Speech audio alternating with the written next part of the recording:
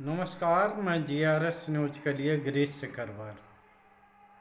निश्चित तौर पर अब निर्वाचन आयोग यह नहीं कह पाएगा कि कोई भी राजनीतिक दल एसआईआर को लेकर उनसे लिखित शिकायत नहीं करते या उनको कोई इस तरह की जानकारी नहीं देते कि आखिर एसआईआर को लेकर उनको क्या तकलीफ।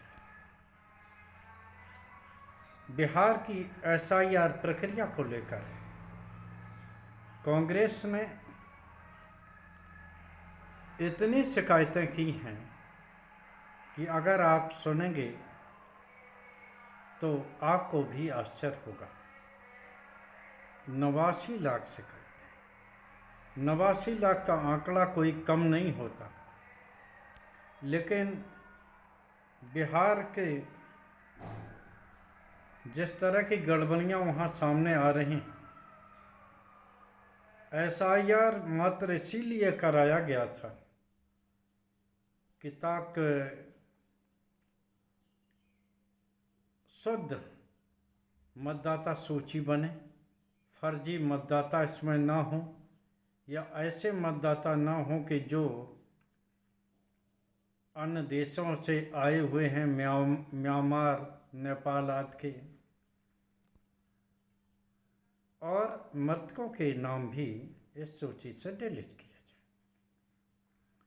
लेकिन मृतकों के 65 लाख मतदाताओं को डिलीट करने के अलावा निर्वाचन आयोग ने और कुछ खास नहीं किया है, क्योंकि जगह जगह से जो आंकड़े आ रहे हैं वो सिर्फ डिलीट करने के ही हैं, यानी कि उसमें मृतकों की ही संख्या बनाई जा रही, ना तो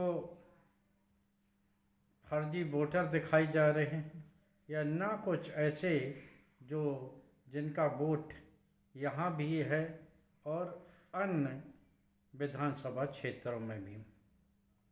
खैर, मैं बात कर रहा था कांग्रेस ने 89 लाख एसआईआर की शिकायतें आखिर सौंपी कैसे।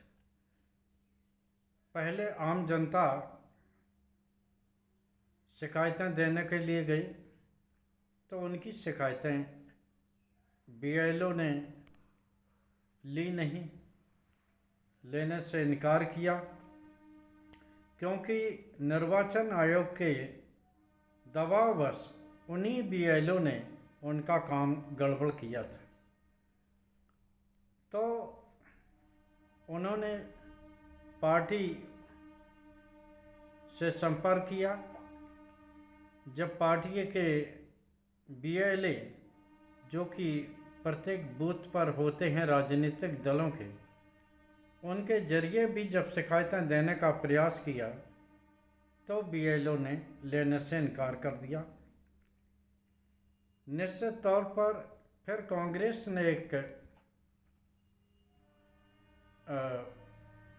योजना निकाली और उन्होंने अपने जिलाध्यक्षों के माध्यम से जिला निर्वाचन अधिकारियों को सभी 89 लाख शिकायतों की सूची उनको सौंप दी है।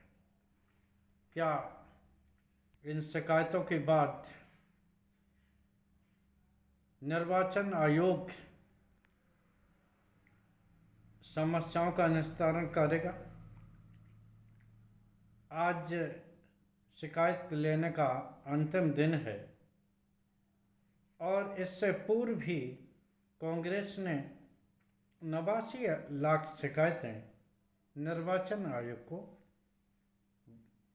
सौंप दी हैं। निश्चित तौर पर यह दर्शाने को काफ़ी है कि बिहार में किस तरह का एसआईआर कराया गया और उसका क्या परिणाम निकला। निश्चित तौर पर ये एक ऐसा आंकड़ा है और कई ऐसे लोग होंगे जिन्हें कि अन्य राजनीतिक दलों के बीएलए ने भी इसी तरह का प्रयास किया होगा, लेकिन बीएलओ द्वारा मना करने, अधिकारियों द्वारा इनकार करने के बाद वो अपनी शिकायतें संबंधित तक नहीं पहुंचा पाई होंगी। तो अब इतनी शिकायतें होने के बाद क्या निर्वाचन आयोग इन सभी समस्याओं का निस्तारण करेगा क्या?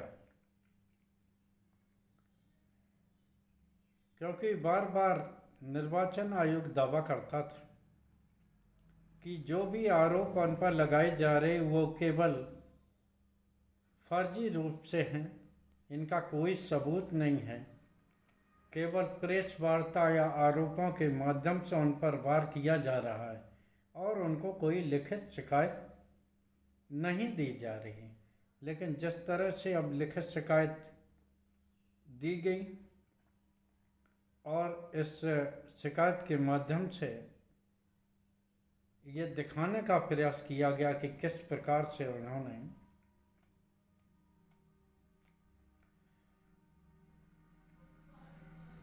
शिकायतें दी हैं, बाकायदा जिला निर्वाचन अधिकारी के जरिए दी हैं और एक प्रेस वार्ता करके पवन खेड़ा ने इस तरह की एक बड़ी प्रेस कॉन्फ्रेंस करके पूरे देश को भी इस बात की जानकारी दी। इससे पूर्व अखिलेश यादव ने भी उत्तर प्रदेश में हुए उपचुनाव को लेकर भी 18,000 हलफनामा देने का दावा किया था और उस दावे पर भी कोई कार्रवाई नहीं की गई थी निर्वाचन आयोग द्वारा। ये बात भी पूर्व मुख्यमंत्री अखिलेश यादव ने बताई थी। निश्चित तौर पर अब देखना ये है कि निर्वाचन आयोग जिसकी की प्रतिष्ठा पहले से ही धूल धूसरित हो चुकी है, क्या वो अब अपनी प्रतिष्ठा को बचाए रखने के लिए क्या राजनीतिक दलों द्वारा सौंपी गई समस्याओं का निराकरण करेगा या अभी भी वो इंतज़ार करेगा कि कोई राजनेता उन्हें हलफनामा दे और इसके बाद ही वो इस समस्या का निस्तारण करें। आज के ब्लॉग में बस इतना ही। जय हिंद, जय भारत। कल फिर किसी नए मुद्दे पर आपके साथ जुड़ने का प्रयास करूँगा। जय हिंद।